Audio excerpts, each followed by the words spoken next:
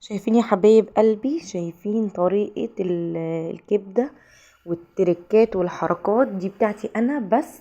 كنت نزلت بالبصل بتاعي شلوحته، ونزلت بالكبدة واديتها فلفل حار عشان مشطشط كده يبقى جميل، ونزلت بقى بتقليبة حلوة كده، وكمان نزلت بالبهارات بتاعتي، الفلفل الاسود والكمون والسبع بهارات والحبة من الكزبرة بتخليها جنان وجميلة جدا جدا. شايفين بقى الحركات؟ نقعد نشلوح فيها عشان تبقى جميلة زيكم طبعا.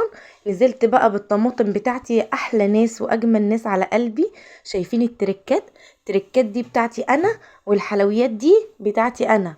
تبارك الرحمن، جميلة جدا وحلوة جدا جدا جدا. الكبدة يا جماعة الريحة نفسها رهيبة رهيبة، مش قادرة اوصف لكم جمالها. شايفين التركات، شايفين الحركات، شايفين الصوص يا جماعة؟ الصوص اللي نازل من الكبدة، الكبدة خطيرة خطيرة.